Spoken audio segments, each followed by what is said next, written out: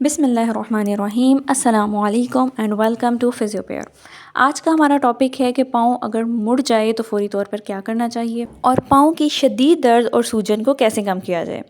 Usually जो है अंदर की तरफ को हमेशा पाँव मुड़ता है अनइवन सरफेस के ऊपर वॉक करने से, रनिंग करने से, और ख़वातीन में भी अगर हील पहन के वॉक की जाती है तो अक्सर उनका पाँव अंदर की तरफ को मुड़ जाता है और लेटरल साइड पे जो है वो बहुत ज़्यादा पेन आती है, स्वेलिंग आती है और इवन ब्रूजिंग भी, नीला रंग भी जो है मतलब ब्लूइशनेस भी जो है वो हो सकती है पाँव में, एंकल में।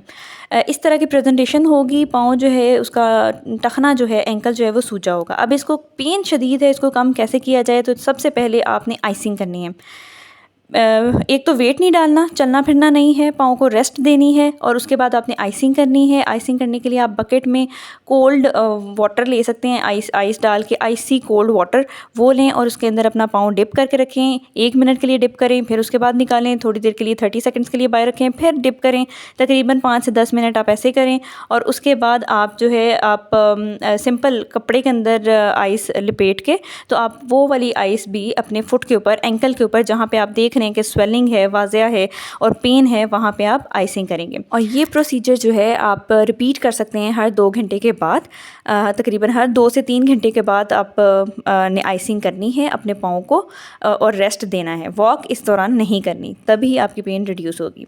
नंबर 2 पे आ जाते हैं जी। आपने कंप्रेशन देना है, आपने बैंडेज कर देनी है। ख़ुद ही कर सकते हैं आप, कोई भी गर्म पट्टी लेके, घर में कपड़ा अवेलेबल हो, साफ़ कपड़ा कोई भी ले लें और आपने इस तरीके से, जैसे कि पिक्चर में नज़र आ रहा है, आपने हील के सराउंडिंग में आपने कंप्रेशन दे देना है, बैंडेज कर देनी है। ज़रूरी नहीं है कि आप जाके जो है वो डॉक्टर से ही रुजू करें इस काम के लिए, ये बैंडेज आप ख़ुद भी कर सकते हैं घर पे। उसके बाद आपने अपने फुट को जो है वो एलिवेट रखना है, मतलब ऊंचा रखना है। आप इस काम के लिए पिलोज़ का इस्तेमाल कर सकते हैं।